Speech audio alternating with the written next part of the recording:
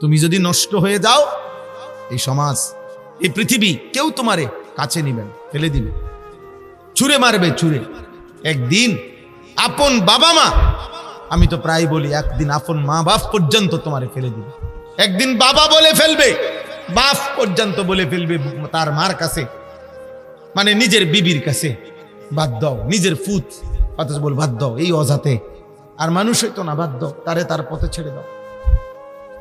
জিগাও তারে বিদেশ যাইব নি, জিগাও, নাহলে ফাটাই দাও বিদেশ, আর নাহলে বাড়ি ছাড়া করো, কোনানে যাইব কো, কাম করবো না, স্যার কি করবো না, কিতা দোয়ানদারি করবো, হেতের মতো, আমি আর পারতেছি না।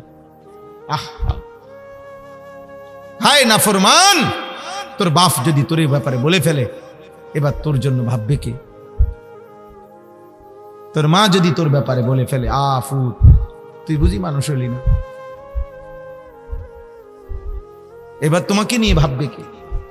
কে কাঁদবে তোমার জন্য? এক ফোঁটা চোখের পানি ফেলবে কে? মসজিদের পাশ দিয়া চলে গেলা, কি কারণ হইতে পারে? 5 ওয়াক্ত নামাজের আজান এভাবে প্রত্যাখ্যান করল, কি কারণ হইতে পারে? 365 দিনে, এক বছরে একদিনও ফজরের নামাজের জন্য কোনোদিন উঠতে পারলাম না। এমন জানোয়ার কেমনে হইলা? এমন জানোয়ার হইলা কেন? মানুষের ঘরে এমন জানোয়ার হইলা কেমনে? মুসলমানের ঘরে এত বড় জানোয়ার কেমনে হইলা? এমন নিকৃষ্ট হাইওয়ান কেমনে হইলা? এমন বদনসিব কেমনে হইলা? 365 দিনে, এক বছরে কেউ তোমারে একদিনও ফজরের নামাজে দেখলো না মসজিদে। তুমি মুসলমান? তুমি মুসলমান না ফরমান? তুমি মুনাফিক না তো মুনাফিককে? তুমি জানোয়ার না তো জানোয়ার কে বেটা, হাইওয়ান কে বেটা? মানুষরূপী জানোয়ার তাইলে কে? আল্লাহ কোরআনে তো বলছে মানুষরূপী কি হয়, জানোয়ার হয়। সে কে তাইলে? মানুষরূপী পশু কে তাইলে? আল্লাহ যার মনে নাই সে মানুষরূপী জানোয়ার, যার কপালে সেজদা নাই সে মানুষরূপী জানোয়ার। হালাল হারামের পার্থক্য যার মধ্যে নাই ও মানুষরূপী জানোয়ার। তার জীবন আর জানোয়ারের জীবন বরাবর, আল্লাহ কোরআনে বলছে।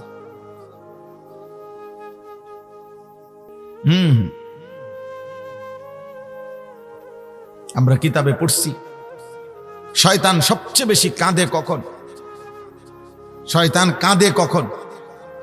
আল্লাহর নবী সাল্লাল্লাহু আলাইহি সাল্লাম বলছে, বান্দা যখন সেজদা করে তখন। বান্দা যখন সেজদা করে, খোদার কসম, শয়তান ফাজাআলা শাইতানু ইয়াবকি, শয়তান তখন কাঁদতে শুরু করে। কেন কাঁদে? নবীজি বলেন, শয়তান তখন তার দিকে তাকায় বলে, হায় আল্লাহর বান্দা, এটাই সেই সেজদা যেই সেজদা আমি না দেওয়ার কারণে আমি চির বিতাড়িত হলাম। এটাই সেই সেজদা যেই সেজদা দেওয়ার কারণে তুমি এই মুহূর্তেই আল্লাহর প্রিয় হয়ে গেল। এই তো সেই সেজদা, এই তো। আমি আজ থেকে কমপক্ষে 20 বছর আগে কুমিল্লা মুরাদনগর এক জায়গায়, আমার 20 বছরের কম হবে না, সিএনজিতে মাহফিলে যাওয়ার সময় আমার ডাকাতে ধরছিল। কমপক্ষে 20 বছর আগে হবে, কিন্তু আমি আজও এই 20 বছর পরেও ওই রাস্তা দিয়ে গেলেই আমার গাড়ি যেই থাকে তারা আমি একবার হলেও দেখাই, এই জায়গাটা আমার আজও মনে পড়ে। ওই কথাটা আমার মনে পড়ে। মানুষ জীবনের এরকম অনেক ঘটনা আছে, ব্যক্তি জীবনের, সবার জীবনে, সেটা তার বারবার মনে পড়ে, বলে না। ইবলিস, শয়তান, যখনই কেউ সেজদা করে তার এটা মনে পড়ে, হায় এটাই তো সেই সেজদা যে কারণে আমি আল্লাহর দরবার থেকে চির বিতাড়িত হলাম। এজন্য বন্ধু, আমাদের পক্ষে দিন মানা সহজ, ইসলাম মানা সহজ, কোনো যুক্তি ছাড়া, কোনো কারণ ছাড়া, বাস্তবসম্মত কোনো কারণ ছাড়া প্রতিনিয়ত আমরা আল্লাহকে ভুলে যাচ্ছি। সুদে, কিস্তিতে, হারামে, মিথ্যায়, নাটক, সিনেমায়, নর্তকীতে, গান, বাদ্য, ছবি, নারী, অশ্লীলতা, মদ, জুয়া, বেহুদা গালি গালাস, হারাম, আমরা জীবন শেষ করে দিই। কারো 60 বছর চলে গেছে, 60 বছর গুনাহ ছাড়ার আজও টাইম হয় না। কারো 70 বছর চলে গেছে, আহা, আজও ওনার মনে পড়ে নাই গুনাহ ছাড়া দরকার। 60 বছর বয়স, এখনো কথায় কথায় গালি দেয়, সময় হয় নাই আজ। এখনো টেলিভিশন দেখে, এখনো নাচ গান দেখে, এখনো হারাম ব্যবসা করে, এখনো কিস্তি নেয়, এখনো মিথ্যা বলে, এখনো ওজনে কম দেয়। আজ যে 60 বছর পরও কয় না এই যে গাছ এটা ওনার না। আজ যা 60 বছর পর হয়ে গেছে, এখনো বলে না যে বাড়ির কোনা দিয়ে রাস্তা এটা ওনার না, এই জায়গায় 1 শতক আসলে উনার না। এই মিথ্যুক হারামের উপরেই, 1 বিঘত জায়গা হারামের উপরেই চলতেছে। বুড়ো হয়ে গেছে, বুড়া হয়ে গেছে, জিভুতের লেগে করছে, জিভুতের লেগে হারাম রাস্তা দিয়ে গেছে, জিভুতের লেগে গাছ এটা দিয়ে, জিভুতের লেগে, জিভুতের জন্য আপনি হারাম দিয়ে গেলেন, জিভুতের জন্য আল্লাহর নাফরমানি দিয়ে গেলেন। একটা উদাহরণ দিলাম আর কি, এমন নাই? 60 বছর বয়স, আজও আপন বোনের সম্পত্তি এই বুড়া ডাকাত, তার বোন, আপন রক্তের বোন, মনে 50,000 বার আইছে ঘরে, দিছে না। না দিতাম না, তো দিতাম না, দরকার 10 গ্রাম পরে গিয়া টাকা দান করবো মসজিদে, তোমারই দিতাম না। তুই আমার বোন কি লেগে হইলি, তোর জমি দিতাম। আপন বোনের সম্পত্তি দেয় না, আপন স্ত্রীর মোহরানা দেয় না। দুনিয়ার কত জায়গায় কত টাকা দিছে, বেডির মাত্র 1 লাখ টাকা না, এটা দিত, অথচ এটা দেওয়া ফরজ।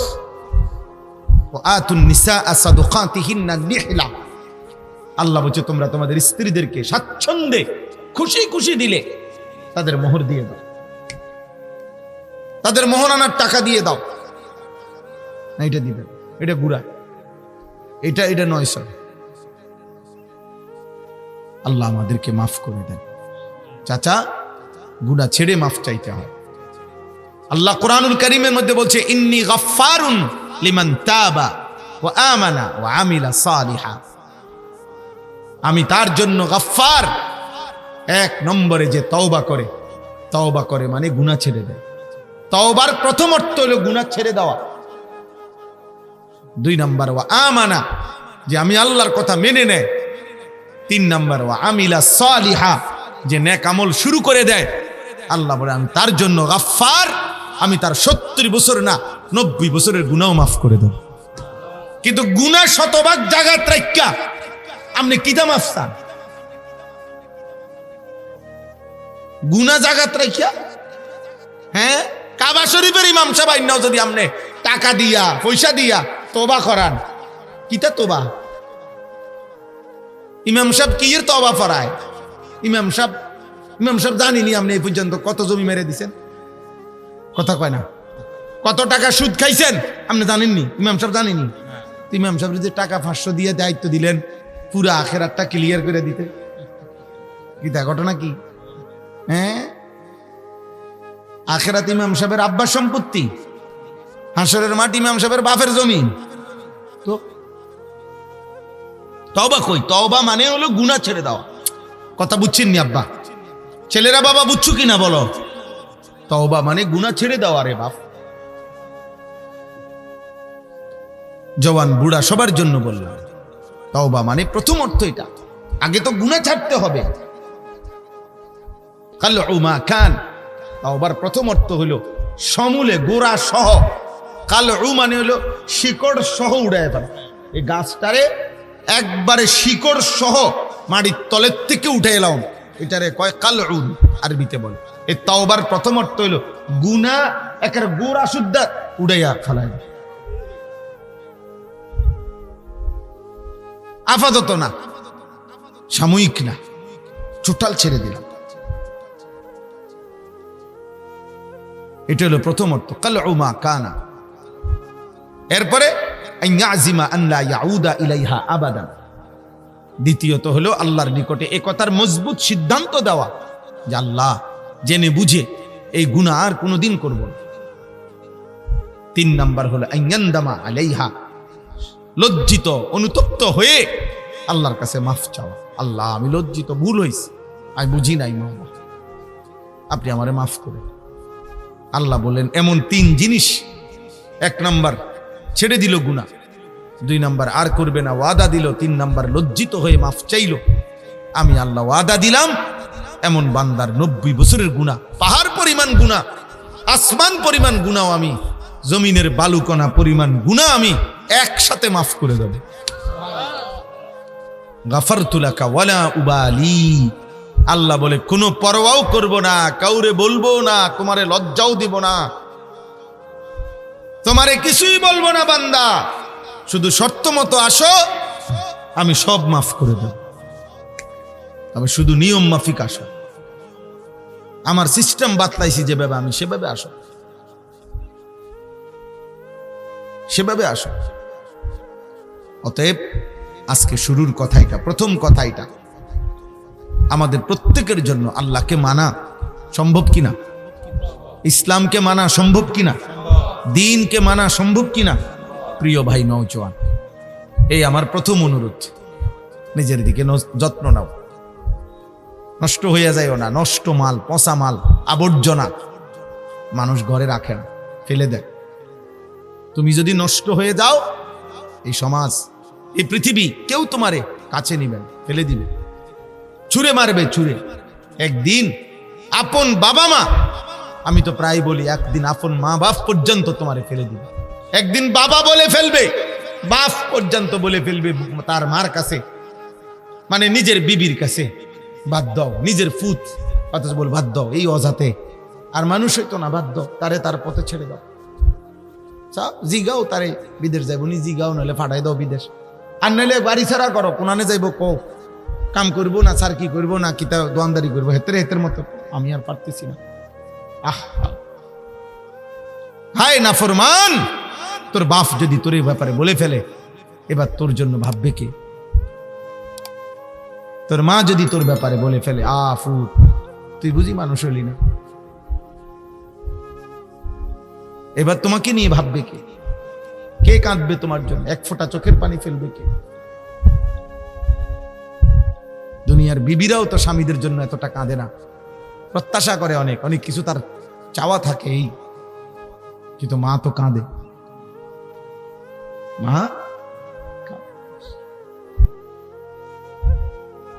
মা জীবন শুধু বলেই যায়, কিচ্ছু লাগতো না। আমার 75 বছর বয়স, মা এই আজীবন একরকম, যখনই জিগাইছি মা কিছু লাগবে না, কিচ্ছু লাগতো না, কথাই একারে কিচ্ছু লাগতো না। মা তো এমনই বলে, কিচ্ছু লাগবে না, মা দোয়া করো, মান লাগিয়া দোয়া করো। তো সে মা যদি বলে ফেলে একদিন, হায় ফু তুই বুঝি আল্লাহরে ডাকবি না, কি হবে বাবা?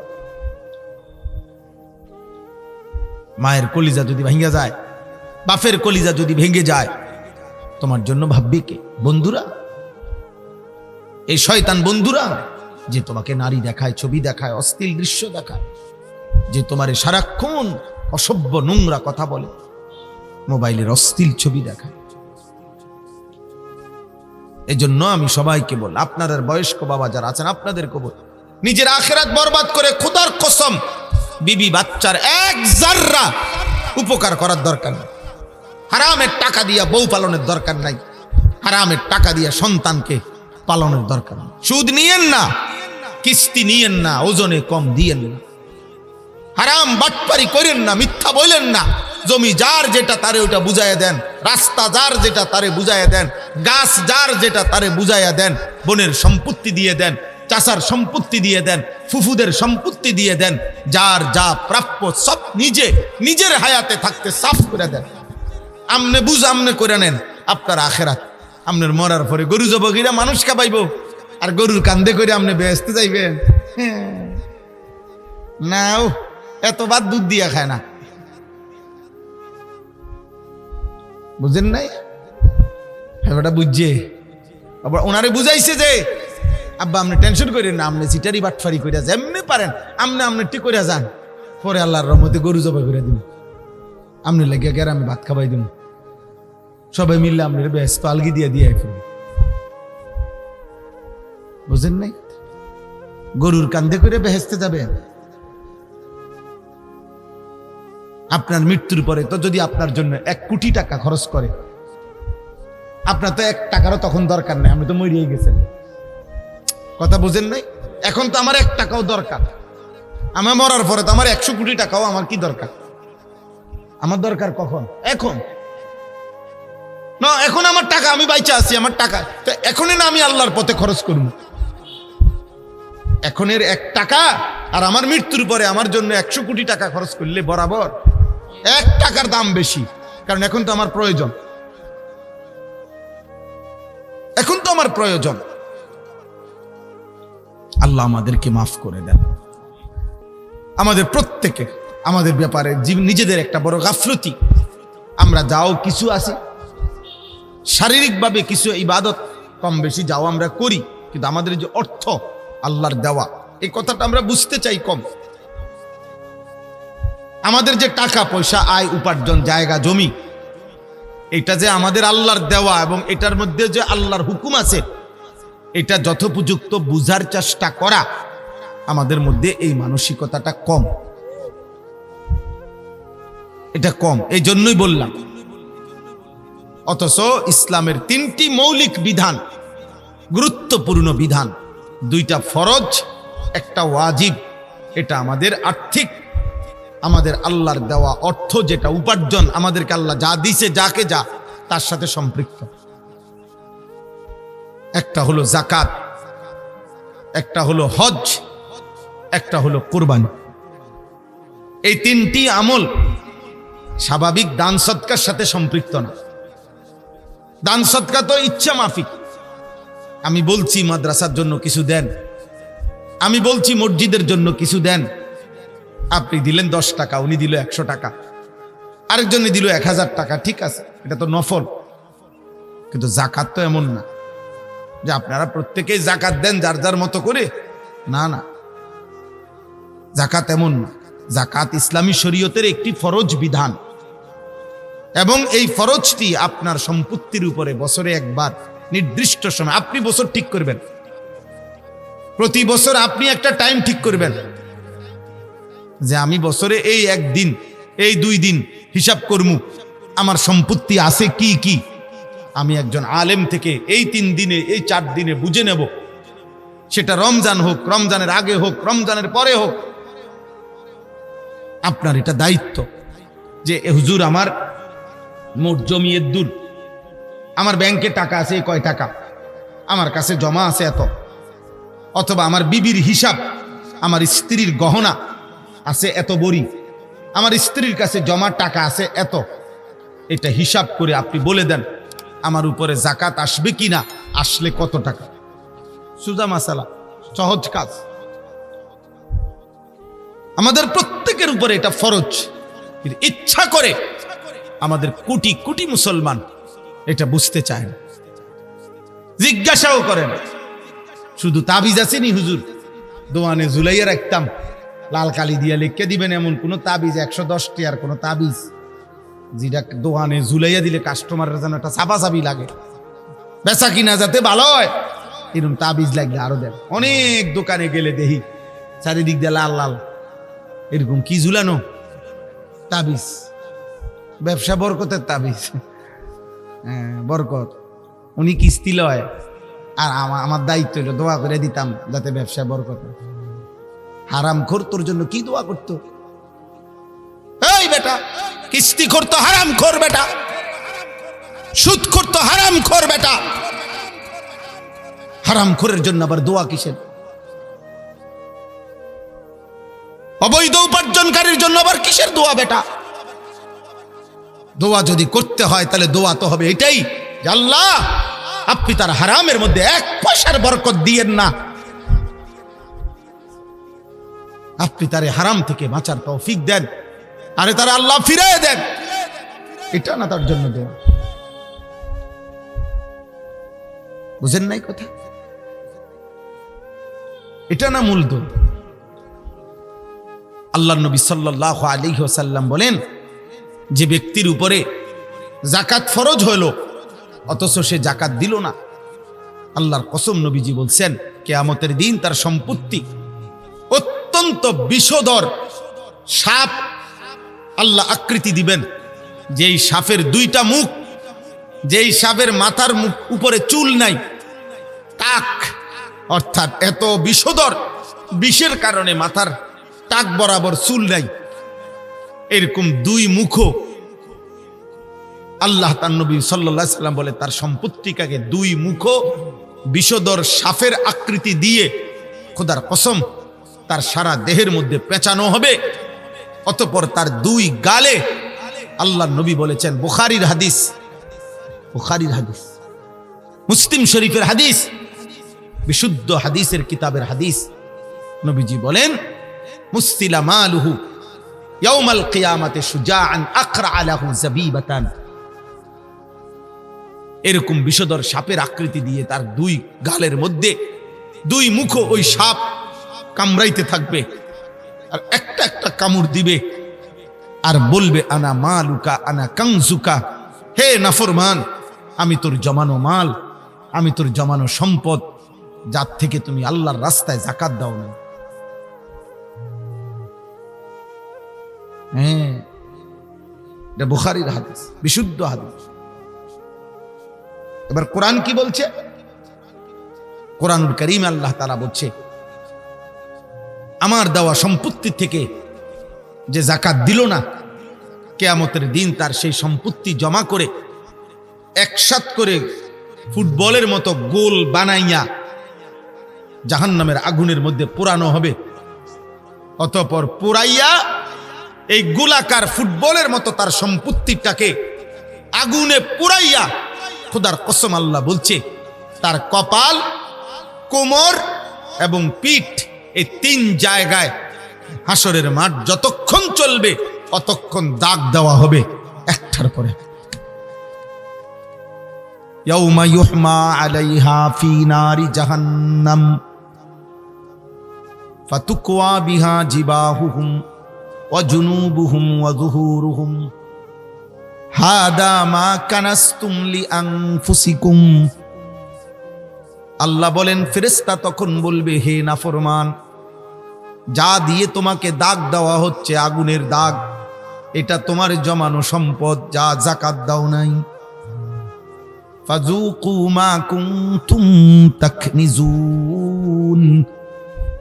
আল্লাহর পথে যাকাত না দিয়ে যে সম্পদ জমা করেছিলে নাফরমান, আজ হাসরের ময়দানে তুমি সেই সম্পদের মজা এবং স্বাদ ভোগ করতে থাকো। নাউযুবিল্লাহ, নাউযুবিল্লাহ। এই জন্য আব্বা, এই এক নাম্বার বললাম যাকাত, দুই নাম্বার হলো হজ। দুই নাম্বার কি? হজ। একটি ফরজ ইবাদত, ইসলামের মৌলিক যে পাঁচটি ভিত্তি তার মধ্যে একটি হজ। আল্লাহ নবী সাল্লাল্লাহু আলাইহি ওয়াসাল্লাম বলছেন, কি সাংঘাতিক কথা! নবীজি তার জীবনে আমার মনে হয় আর কোনো পাপের কারণে এত বড় ভয়ানক কথা নবীজি বলে নাই, এমন মারাত্মক কথা। মানুষের জীবনের সবচেয়ে গুরুত্বপূর্ণ হলো তার মৌতটা কিসের উপরে হয়েছে। দুনিয়া মানুষ যদি 90 বছরও নাফরমানি করে করে কাটাইছে রে ভাই, কিন্তু যদি মৃত্যুটাও শেষ পর্যন্ত ইমানের মৃত্যু হয় তো ভাগ্যবান। যাক, বাচ্চা গেল। শেষ মরণটা হয়েছে কিসের? ইমানের মরণ। ইন্নামাল আমালু বিল খাওয়াতিম। নবীজি বলছেন, শেষ অবস্থার উপরে আমলটা নির্ভরশীল, শেষ অবস্থা। আল্লাহ নবী সাল্লাল্লাহু আলাইহি ওয়াসাল্লাম বলেন, মহান আল্লাহ যে ব্যক্তির উপরে হজ ফরজ করেছেন, শরীয়তের এই বিধান নির্দিষ্ট পরিমাণ, আপনার ইচ্ছার উপরে হজ ফরজ হয় না। আপনার মন চাইলে আপনি হজে যাবেন, মন না চাইলে যাবেন না, বিষয়টা এটা না। খোদার কসম না, আপনার পারিবারিক ব্যস্ততা এটা হজ্জের বিষয় না। শরীয়ত একটি নির্দিষ্ট পরিমাণ বলেছে, এই পরিমাণ সম্পত্তি যার কাছে আছে ওই ব্যক্তির উপরেই হজ ফরজ। আপনার মন চাইলেও ফরজ, আপনার মনে না চাইলেও ফরজ। আপনার ফোলা বিয়া দন বাকি থাকলেও ফরজ, আপনি ফোলা বিয়া দিয়া সারলেও ফরজ। আপনার মেয়ে বিয়ে দেওয়া বাকি থাকলেও ফরজ, আপনার মেয়ে বিয়ে দেওয়া বাকি না থাকলেও ফরজ। আপনার সন্তান বিদেশ পাঠানো বাকি থাকলেও ফরজ, পাঠাইয়া সারলেও ফরজ। যদি শরীয়তের ওই পরিমাণ, শরীয়ত যে পরিমাণ নির্ধারণ করেছে সেটা যদি পূর্ণ হয়, ওই পরিমাণ সম্পত্তি থাকে, অথচ হজ করে নাই, আল্লাহর কসম নবী বলেন যদি এই অবস্থায় এই নাফরমানের মৃত্যু হয়, আল্লাহর নবী বলেছেন, আমি বলে দিলাম উম্মত, নবীজি বলছেন উম্মত, তাহলে এই নাফরমানের মৃত্যু হয় ইহুদির মৃত্যু হলো, নয়তো খ্রিস্টানের মৃত্যু হলো, বাকি এটা নিশ্চিত মুসলমানের মৃত্যু হলো না। তার মরণ হইছে বেঈমানের মরণ। এটা যদি নবীজি বলে ফেলে, এরপরে কি কথা থাকে বলেন? ফালিয়ামুত ইনশা ইয়াহুদিয়ান ওয়া ইনশা নাসরানিয়ান ফালা আলাইহি আন ইয়ামুতা ইয়াহুদিয়ান ওয়ালা নাসরানিয়ান। এখন হজ্জের মাস, এই জন্যই কথাগুলো আমি আর অল্প একটু আপনাদেরকে এরপরে একসাথে আয়াতের তর্জমা শোনাবো অল্প সময়ে। এই প্রথম কথা আপনারা এটা বোঝেন, কোরআনুল কারীম আল্লাহ বলছে ওয়ালিল্লাহি আলান নাসি হিজ্জুল বাইতি মান ইসতাতা ইলাইহি সাবিলা। আমি আল্লাহ আমার সন্তুষ্টির জন্য আমার সামর্থ্যবান বান্দার উপরে আমার ঘরের হজ ফরজ করে দিলাম। আলা অর্থ ফরজ, ওয়ালিল্লাহি আলান নাস ওমান কাফারা ফা ইন্নাল্লাহা গানিয়্যুন আনিল আলামিন। গোটা পৃথিবীর সমস্ত ঈমানদার যাদের উপরে হজ ফরজ হলো, কিন্তু যদি সে হজকে অস্বীকার করে, আল্লাহ বলে গোটা পৃথিবীর কারো মুখাপেক্ষী আমি না, আমার কোনো অসুবিধা নাই, কিন্তু আমি আল্লাহর শাস্তি কিন্তু আমি রেডি রাখছি, তুমি আইসো কবরে, তোমার আমি বুঝাই দেব। কোরআনুল কারীমে একটা আশ্চর্য আয়াত আছে, আম আবরামু আমরান ফা ইন্না মুবরিমুন। যুবক তোমাদেরকে বলি আব্বা, এই আয়াত আমার খুব ভয় লাগে। আল্লাহ কোরআন স্পষ্ট বলেছে, হে আমার নাফরমান বান্দা, তোকে আমি কি শাস্তি দেব জাহান্নামে, আমি তা নিজে রেডি করে রাখছি, তুই আমার শাস্তি থেকে কেমনে বাঁচবি, তোর হিম্মত থাকলে তুই রেডি কর। এই আয়াতের অর্থ কি? আম আবরামু আমরান ফা ইন্না মুবরিমুন। তোমার কাছে কোনো ব্যবস্থা থাকলে তুমি রেডি করো, আমারটা আমি রেডি রাখছি। তোমার মিথ্যা, চুরি, জিনা, নারী, ছবি, অশ্লীল দৃশ্য, মোবাইল, যুবক বেনামাজি জীবন, এক ওয়াক্ত নামাজ পড়ো না, এই হাইওয়ান জন্তু জানোয়ারের এই জীবন অপেক্ষা করিস আব্বা, আল্লাহর হাত থেকে বাঁচ। মার থেকে তো বাচ্চা গেলি, বাপের হাত থেকে বাচ্চা গেলি, এই সমাজের কেউ তোর লগে পারলো না, তোর গাদ্দারি চেহারার কারণে, তোর চুলের কারণে, তোর সমবয়সী কিছু মাস্তান, কিছু সন্ত্রাসী, কিছু দুষ্ট শয়তানের লগে চলস, এই কারণে হয়তো তোরে কেউ কিছু বলার সাহস করে না, মনে করে এগুলা সব এক লগে জিডি হাঁটে, ইডি ডাকায়, এগুলা ধরে বইব আমারে, এই জন্য হয়তো অনেকে বলে না। কিন্তু দুনিয়া থেকে না বাচ্চা গেলি আব্বা, মা দুর্বল দেখে পারলো না আর কি, বাপে দুর্বল দেখে পারলো না আর কি, মসজিদের ইমাম সাহেব দুর্বল হইয়া পারলো না আর কি, মুয়াজ্জিন সাহেব পারলো না আর কি, কিন্তু ওই মালিকের হাত থেকে বাঁচবা কেমনে? ইন্নাল মুজরিমিনা ফি আযাবি জাহান্নাম খালিদুন। আল্লাহ বলে নাফরমান জাহান্নামের আযাবে থাকবে চিরস্থায়ী। খালিদুন, খালিদুন অনন্তকাল, যাবজ্জীবন না, চিরস্থায়ী। যাবজ্জীবনেরও একটা লিমিট আছে। দুনিয়ায় যেটা যাবজ্জীবন কারাদণ্ড কয়, এটাও কি না যাবজ্জীবন না, এটার একটা পরিমাণ আছে, ওইটা পরিমাণ নাই। লা ইউফাত্তারু আনহুম ওয়া হুম ফীহি মুবলিসুন। আল্লাহ বলে 1 সেকেন্ডের জন্য লক্ষ কোটি বছরে জাহান্নামের আগুন বিরতি দেওয়া হবে না। ওয়া হুম ফীহি মুবলিসুন। আল্লাহ বলে জাহান্নামী অনন্তকাল জাহান্নামের মধ্যে বিষণ্ণ মলিন চেহারা নিয়েই পড়ে থাকবে, কোনোদিন হাসবে না। জাহান্নামী চিৎকারি করবে চিৎকার, আর আল্লাহ বলবেন ওমা যালামনাহুম ওয়ালাকিন কানু হুমুজ জালিমিন।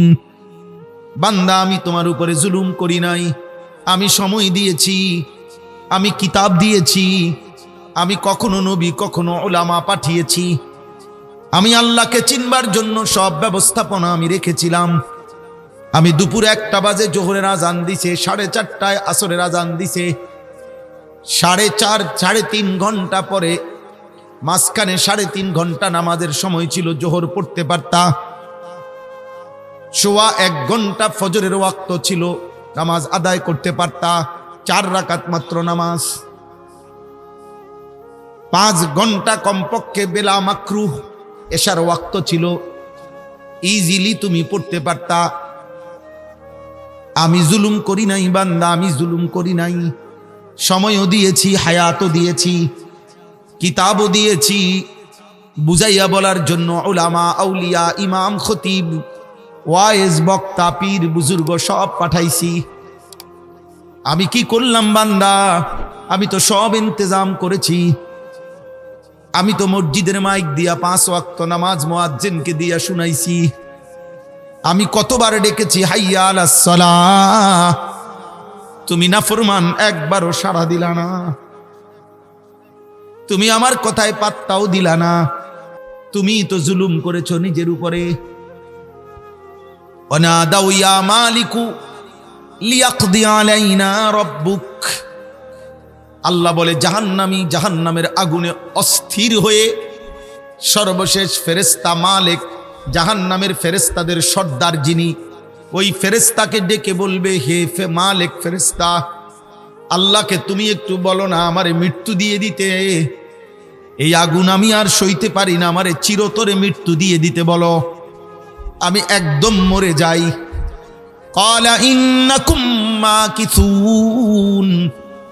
আল্লাহ বলে, ফেরেশতা বলবে, না নাফরমান, অনন্তকাল জীবিত থেকেই এই আগুনে পড়ে থাকতে হবে, কোনদিন মৃত্যু হবে না। এর পরের আয়াত হইল আম আবরামু আমরান ফাইন্না মুবরিমুন। আল্লাহ বলেন, হে নাফরমান, তোকে আমি যেই শাস্তি দেব, মিথ্যা, চুরি, ডাকাতি, জিনা, ব্যভিচার, মদ, জুয়া, হে মা, হে বোন, বেপর্দা, বেহায়াপনার কারণে আল্লাহ বলেন আমি তোমার শাস্তি সব আইটেম জাহান্নামে রেডি রাখছি।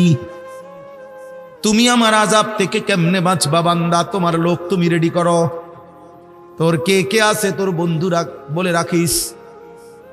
তোর কোন কোন আব্বা আছে তোর আব্বারে বলে রাখিস। তোর নেতা কেডা নেতারে বলে রাখিস। তোর কর্মীকে কর্মীরে বলে রাখিস। তোর আমেরিকার আব্বারে বলে রাখিস। তোর ট্রাম্প আব্বারে বলে রাখিস। তোর নেতানিয়াহু আব্বারে বলে রাখিস। বল, আমিও দেখাবো তোকে, আমিও দেখাবো। ফিরে আসো ভাই, আল্লাহকে সেজদা দাও, আল্লাহকে সেজদা। ঘুরে ঘুরে আমি ফেরিওয়ালার মতো এক কথাই বলি, ফেরিওয়ালা মাল বদলায় না। ফেরিওয়ালা ফেরি করে, একই পণ্য প্রতিদিন বিক্রি করে। আমরাও প্রতিদিন আখেরাত কথা বলি, আখেরাতের ফিকির করি, আখেরাতের ফেরি করি। কতজন কত বিদ্রুপ করে, ঠাট্টা করে, যে যাই করুক, কত ষড়যন্ত্র। হুজুরারি নিয়া, মাদ্রাসা নিয়া, মাদ্রাসা নিয়া, মাদ্রাসা নিয়া ষড়যন্ত্র শুরু, মাদ্রাসা নিয়া অভিযোগের শেষ নাই। মাদ্রাসা নিয়ে, অথচ এই পৃথিবীর হাজারো শিক্ষা প্রতিষ্ঠানের মধ্যে কত অন্যায়, কত অশ্লীলতা, কত গান বাদ্য, কত বেহায়াপনা, কত ধর্ষণ, কত নির্যাতন হইতেছে। আহা, আমরা কোনো পাপকেই সমর্থন করি না। পাপী আমি, আমিও অপরাধী। পাপী আপনি, আপনিও অপরাধী। অপরাধী। আল্লাহ আমাদের সবাইকে মাফ করে। এজন্য আমাদের এই দ্বিতীয় কথা হলো হজ। আল্লাহ তাআলা হজ ফরজ করছেন একজন মুমিনের, ইমানদারের উপরে নির্দিষ্ট পরিমাণ, সহজ, একদম অল্প। আল্লাহর ঘরে হজে যাওয়া আসা এবং ফ্যামিলির ওই কয়দিনের খরচ, এই টাকাটা প্রয়োজনের অতিরিক্ত যার কাছে আছে তার উপরেই হজ ফরজ। খুব আহামরি কিছু না, বিশাল কিছু না। 60 বছরে একবার হজ ফরজ, 70 বছরের হায়াতে একবার হজ ফরজ। হাই মুসলমান, 60 বছরে একবার মালিকের ঘর দেখবার জন্য তোমার কয়টা টাকা মিলাইতে পারলা না? এই পর্যন্ত 4 ফুট বিদেশ পাঠাই লাইলা, 3টা মেয়ে বিয়ে দিতে পারলা, বাড়িতে বিল্ডিং করতে পারলা। হাই মুসলমান, এ পর্যন্ত 30 শতক জমি কিনা লাইলা, কিন্তু কোনোদিন মনে পড়ে নাই মালিকের ঘর দেব, মালিকের ঘর দেব, আল্লাহর ঘর দেখার কথা মনে পড়ে। আমি একটা উদাহরণ বলি, একটা উদাহরণ আপনারা বুঝেন। একটা উদাহরণ শুধু বলি। মনে করেন কোনো ব্যক্তির তার যে বসত ভিটা যেখানে সে থাকে, বসত, এই বসত ভিটার অতিরিক্ত খেতে বাইরে তার মনে করেন 10 শতক জায়গা আছে, ধরে নেন আলগা জমি আছে কদ্দুর, 10 শতক সম্পদ। এখন এই 10 শতক জায়গা এর কিছু অংশ যদি বিক্রি করে, তাহলে হজের যাওয়া আসার যে টাকাটা এবং ওই কয়দিন ওনার যে ফ্যামিলি আছে, এই ফ্যামিলির যে স্বাভাবিক খরচ এটা হবে, এবং বাকি যে টুক সম্পত্তি আছে এটুকু দিয়েও উনি হজের থেকে ফিরে আসলে ওনার ফ্যামিলি উনি চালাইতে পারবে। এই বাকি জমিটুকু দিয়া, ওইটার উপার্জন দিয়েই। আচ্ছা, আরো বাঙ্গা বলি।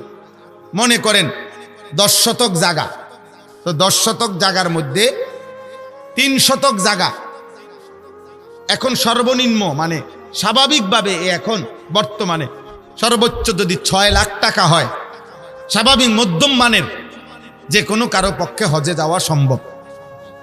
তাহলে কত? 6 লাখ। আমি ধরলাম 6.5 লাখ, তো 6.5 লক্ষ টাকা ধরেন। আর ফ্যামিলি 1.5 মাস, সর্বোচ্চ 45 দিন থাকে ওইখানে, আসা যাওয়া সহ মক্কা মদিনা মিলাইয়া প্যাকেজেই 45 দিন 43 দিনের, তো 45 1.5 মাস। তো 1.5 মাসে আপনার ফ্যামিলির বাজার খরচ, ওষুধপত্র, নিত্য প্রয়োজনীয় জিনিসের খরচ ধরেন আরো 1.5 লাখ ধরে নিলাম, 1.5 লক্ষ টাকা লাগবে মনে করেন। তো কত হইল? 6.5 আর 1.5 লাখে কত? 8 লাখ। বুঝছেন না আমার হিসাবটা? এবার ওই 10 শতক জমির মধ্যে 3 শতক জমি বিক্রি করিলে মনে করেন 3 3 9 লাখ। 4 শতক বিক্রি করিলে 4 দুগুণে 8 লাখ, এরকম ধরে নেন। হয় 2 লাখ টাকা শতক, 3 লাখ টাকা শতক, আমি ধরলাম আর কি একটা হিসাব। তাহলে এই লোকটি যদি 3 শতক জায়গা বিক্রি করে, 4 শতক জায়গা বিক্রি করে, তাহলে ওনার হজে যাওয়া আসা এবং ফ্যামিলির এই 1.5 মাসের খরচ হবে কিনা? এই দামে ধরলাম আমি। আচ্ছা, এরপরে আরো রয়েছে 6 শতক জায়গা, 7 শতক জায়গা। এই পৃথিবীতে ওনার আর কোনো বাজার নাই, ব্যবসা নাই, দোকান নাই, কিচ্ছু নাই, ধরেন শুধু আর এই 6 শতক জমি। আইয়া সারিলে উনি ইচ্ছা করলে এই 6 শতক জমিতে যে পরিমাণ ফসল হয় ওনার ফ্যামিলি চলবে। ধরেন যদি এটুকু হয়, আর কিচ্ছু নাই, ফুট বিদেশ নাই, আর কোনো দোকান নাই, ব্যবসা নাই, চাকরি নাই, কিচ্ছু নাই কামাই, শুধু এটুকু জমি আছে আলগা বসতের অতিরিক্ত, যেখান থেকে কিছু বিক্রি করলে হজ্জের টাকা এবং 1.5 মাসের এই ফ্যামিলির টাকা হবে। আর আসার পরে এই জমি দিয়ে ইচ্ছা করলে বাকিটা দিয়া ফ্যামিলির সংসার চালাইতে পারবে। বিশ্বাস করেন, এখানে ওলামায়ে কেরাম আছে, এই মুসলমানের উপরে হজ ফরজ, 100 ফরজ, 100 ফরজ। এই মুসলমান, এই বুড়া মিয়া যদি, এই মুসলমান যদি হজ না করে মৃত্যুবরণ করে, তা আল্লাহর নবী বলছে আমি জানি না হয় ইহুদি মরছে না খ্রিস্টান মরেছে। এখন বলেন তো আমাদের বাংলাদেশে একটু কল্পনা করেন তো কি পরিমাণ মুসলমানের উপরে হজ ফরজ। কথা কয় না? বুঝছেননি? আন্দাজ আসেনি? খবর আসেনি? কোনো খবর আছে? সেই দিনও তো মসজিদে 100 টাকা দিচ্ছে, বুঝেন না? কইলে কই বই। হ্যাঁ, গত সপ্তাহে তো হুজুরে যেই বিরক্ত শুরু করছে, শেষ পর্যন্ত কইলাম যা টিয়া পয়সার মায়া করে আর লাভ নেই। বেশি বিরক্ত শুরু করেছে। হুজুর এতবার কয় একটা কথা না দিয়ে কেমনে পারি, দেশে দিছে বাপ, মসজিদে 100 টাকা দিয়ে দিছে। আল্লাহু আকবার। ওনার পূর্বপুরুষ, ওনার বংশধরের মধ্যে তো মনে হয় কেউ এত টাকা দিছে না। কত বড় কাম করে লাইছেন আপনি। এই 100 টাকার সাথে আপনি হজ মওকুফ করে লাইলেন, এই 100 টাকা দিয়ে আপনি যাকাত মওকুফ করে ফেললেন। আল্লাহ আমাদেরকে বুঝ দান করে। তাহলে এই জন্য আপনাদের প্রত্যেকের কাছে অনুরোধ, আপনারা আপনাদের সম্পত্তি যারা উপার্জন করেন, প্রবাসী অনেক লোক আছে, দেশের আছে, অনেক মা বোন আছে যাদের কাছে স্বর্ণ আছে, রূপাও আছে, অথবা যাদের কাছে কিছু স্বর্ণ আছে, কিছু জমা টাকাও আছে। এই জাতীয় অসংখ্য মহিলাদের উপরে হজ ফরজ, কোরবানি ফরজ। এই মহিলাদের হিসাব করা, ওনার সম্পত্তি উনি জানাইতে হবে। কোন আলেমে দ্বীনের কাছে তিনি জানাবে যে আমার সম্পত্তি আছে 2 ভরি, আরে স্বর্ণ, আমার কাছে টাকা আছে 20,000। এমন অসংখ্য মহিলাদের উপরে কোরবানি ওয়াজিব, পুরুষের উপরে কোরবানি ওয়াজিব।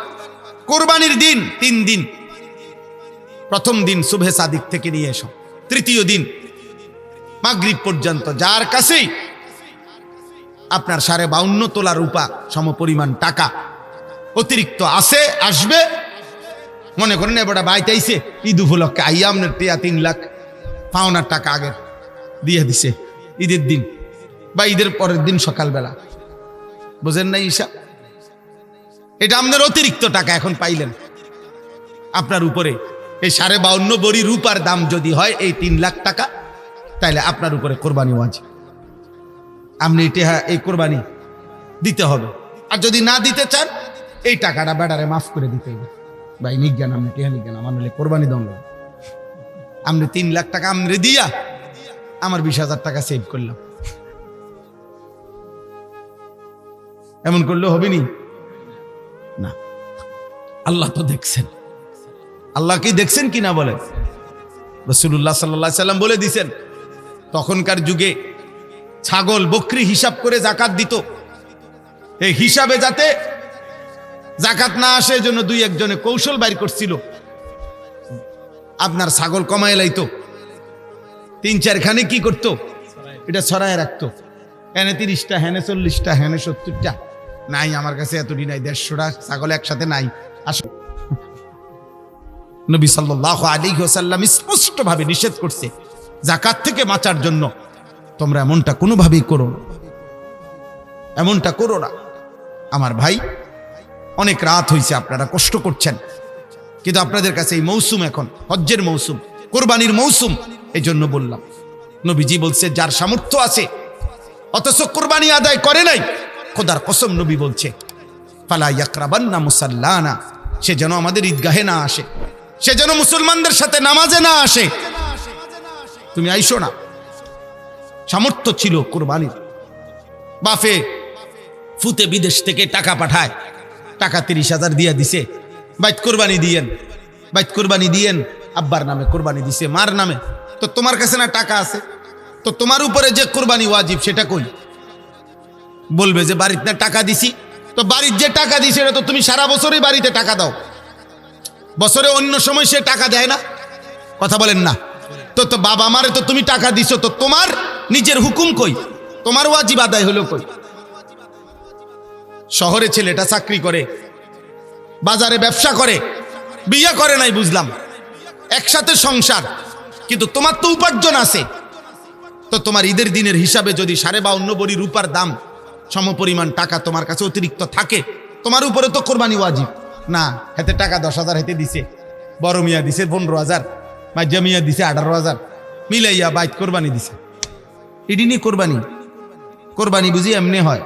কোরবানি বুঝি ফ্যামিলি প্রতি একজন, কথা বলেন না কেন? কোরবানি মানে কি আমরা ঘরে একটা শরীক কোরবানি হইলেই হইলো, এটা নিয়ে কয় কোরবানি? যত জনের উপরে কোরবানি ওয়াজিব, মাথা পিছু প্রত্যেকের উপরে কোরবানি দিতে হবে। এটা তো ইবাদত, এটা তো গোশত না, এটা কি ইবাদত, এটা তো ইবাদত। আল্লাহ আমাদেরকে বুঝ দান করেন। অতএব আমরা আজকে আপনাদের কাছে সংক্ষেপে এই 3টা, এটা নফল না, এটা ফরজ এবং ওয়াজিব।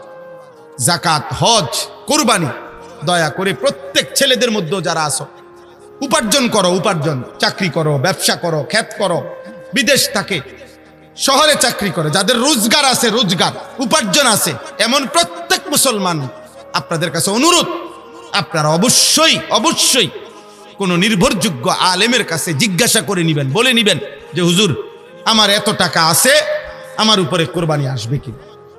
বলেন ইনশাআল্লাহ। আমরা বললাম, আপনাদের কাছে অনুরোধ করলাম, এটা আমাদের দায়িত্ব, এটা আমাদের দায়িত্ব। আমার উপরে হজ ফরজ কিনা আপনি বল, আর কি এর হজ, অনফুলা বিয়ে দিয়ে সারছি না, মেয়ে বিয়ে দিয়ে সারছি না, এগুলো কোনো কথা না, এগুলোর সাথে কোনো হজ্জের বিধান নয়। হজ আল্লাহর পক্ষ থেকে ফরজ ইবাদত। নবীজি সাল্লাল্লাহু আলাইহি সাল্লাম বলছেন, তাবিউ বাইনাল হজ্জ ওয়াল উমরাহ, তোমরা পরপর হজ করতে থাকো, উমরা করতে থাকো।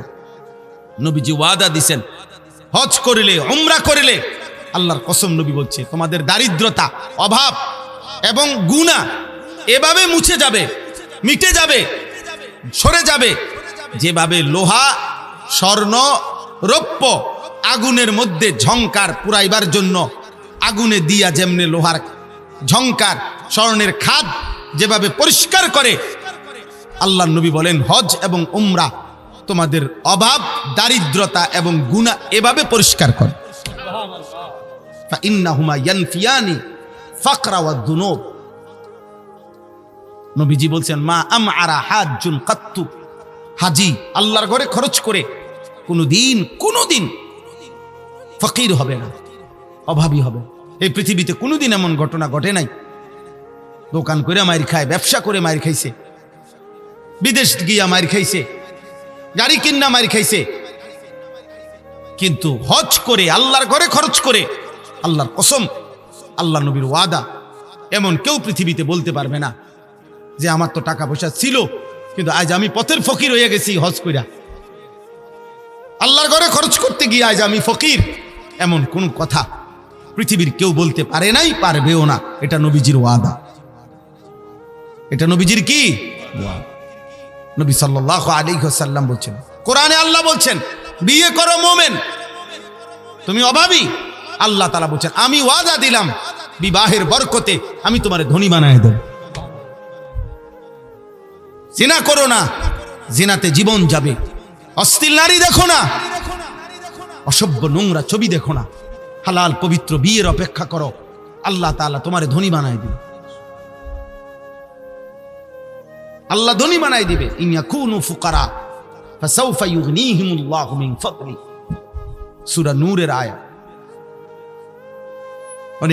অনেক যুবক ছেলে খুশি হইছো না, তো খুশি হলে তো ভালো, আমিও চাই, কিন্তু তুমি তো হালাল বিবাহের অপেক্ষা করো। তুমি কুত্তার মতো নারী দেখো কেন? তুমি জানোয়ারের মতো মোবাইলের উলঙ্গ ছবি দেখো কেন? তোমার মা নাই, তোমার বোন নাই, তোমার খালা নাই, তোমার ফুফু নাই?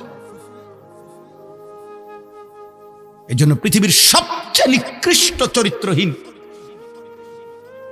সবচেয়ে বেশি দুশ্চরিত্র, একেবারে সর্বনিকৃষ্ট হাইওয়ান, জন্তু, জানোয়ার ওই মানুষ যে মানুষ নারীর অস্থির ছবি দেখে, নারীর সাথে হারাম সম্পর্ক করে, ও বেশি খারাপ। ওইটা একেবারে পচা, এটা একেবারে নিকৃষ্ট, এটা একেবারে নিকৃষ্ট। এটা কোনোভাবেই এটা কোনো মানুষের সাথে নাই, কোনোভাবেই। তুমি ফিরো আব্বা, এই চেহারা তোমাদের অনেক ছেলের চেহারা বোঝা যায় আব্বা, আমার যদি বলো আমি বলতে পারবো।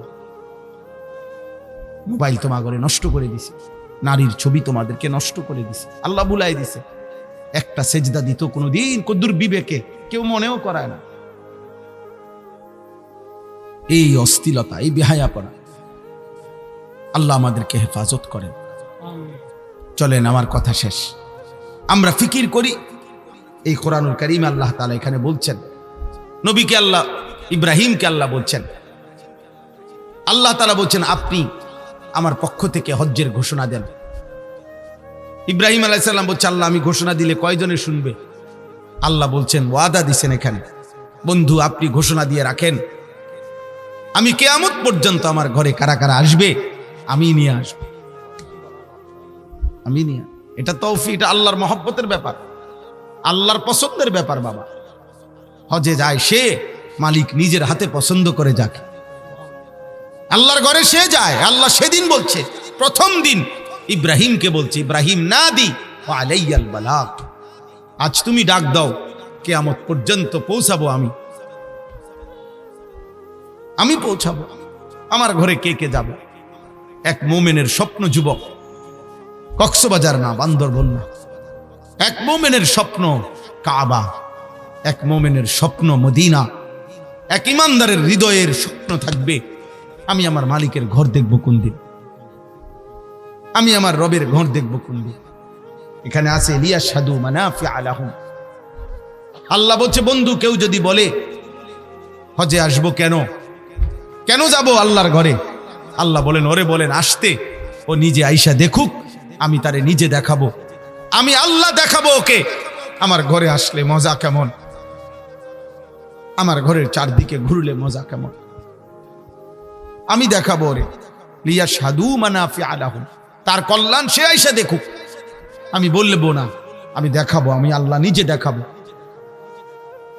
এই জন্য আমরা সব সময় বলি, আমার শায়েখ আল্লামা মুফতি মুশতাকুন নবী সাহেব হুজুর সবসময় বলে যে যদি বলো কাবা দেখতে কেমন, আল্লাহ বলে আইসা দেখো।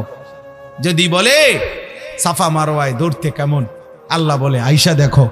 যদি বলেন হাজরে আসওয়াদ দেখতে কেমন, আল্লাহ বলে আইসা দেখো। যদি বলে মাকাম ইব্রাহিম কেমন, আল্লাহ বলে বান্দায় আইসা দেখো। সাফা মারওয়া মিনা কেমন, মুজদালিফা কেমন, আরাফা কেমন, হজের এক এক রাত কেমন, এক এক দিন কেমন, আল্লাহর ঘরের এক এক ঘন্টা কেমন, আল্লাহ বলে বান্দা তুমি আসো, আমি তোমারে আসলেই দেখাবো। এই জন্য তোমরা সবাই নিয়ত করো, জোয়ান ভাই তোমরা নিয়ত, 1000 টাকা আলাদা করে নিয়ত করো, আমি আল্লাহর ঘরে যাব, আল্লাহর ঘরে যাব। আমরা হযরত মাওলানা আবু তাহের মিসবাহ সাহেব হযরতের হজ্জে যে বছর গেছে, ওনার কিতাবের মধ্যে আছে বাইতুল্লাহর মুসাফিরে, এক বাচ্চা, ছোট্ট বাচ্চা আল্লাহর ঘরে যাইতেছে, উনি ওনারে 2টা চকলেট হুজুরের হাতে দিয়া বলছে, তুমি আল্লাহর ঘরে যাচ্ছ, আমার পক্ষ থেকে আল্লাহকে দিও। এই 2টা চকলেট বলছে, কয় যে আল্লাহরে দিও, তুমি আল্লাহর কাছে না যাচ্ছ, আল্লাহকে দিও এটা। হযরত মাওলানা আবু তাহের মিসবাহ সাহেব বলেন, আমি এই 2টা চকলেট নিয়ে গেছিলাম মক্কায় আল্লাহর ঘরের কাছে, আর মনে মনে ভাবতেছিলাম আমার এই বাচ্চার আমানত আল্লাহকে দিতে বলছে, আমি কেমনে দিব, আমি কি করব এটা। তখন তিনি বলেন, আমার একটা হাদিস মনে পড়ছে, আল্লাহ পাক হাদিসে কুদসিতে বলছে, আমার কোনো ক্ষুধার্ত বান্দাকে যদি তুমি খাওয়াইতে, সেটা আমাকেই খাওয়ানো হইতো। তখন আমি সেই 2টা চকলেট একটা ফকির, একটা অভাবী মানুষ যে হাত পাচ্ছে, তার বাচ্চাটার হাতে তুলে দিছি, আমি বাচ্চার আমানত বুঝাই দিছি। এজন্য আজকে এই রাত গভীরে চলেন নিয়ত করি, আমরা আল্লাহর ঘর দেখবো ইনশাআল্লাহ, মদিনার রওজা দেখব। রাসূলুল্লাহ সাল্লাল্লাহু আলাইহি সাল্লামকে কতদিন থেকে আমরা ডাকি, কতবার নবীর নাম নিলাম, তিনি আছেন মদিনায়, ওনার কাছে গিয়া দেখবো না আমরা? এই আকাঙ্ক্ষা যদি হৃদয়ে না থাকে, মোমেন কিসের, মোমেন কিসের? আমার এক পরিচিত মাওলানা, উনি গত বছর উমরার সফরে, ওনারে আমি যখন নবীজির রওজার সামনে নিয়ে গেছি, দেখি সে কাঁদতেছে। পরে বাইরে হইয়া কইলাম, কাঁদলি কেন? কাঁদতেছিলাম আর ভাবতেছিলাম যে হায়, এতদিন কেন আসলাম না, কেন আসলাম না আপনার কাছে।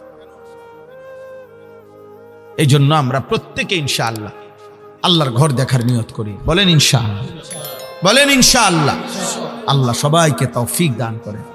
কিশোর ভাই, যুবক ভাই, নামাজ পড়ো, আব্বার নিজের উপরে দয়া করো, তোমার ভালো তুমি করো।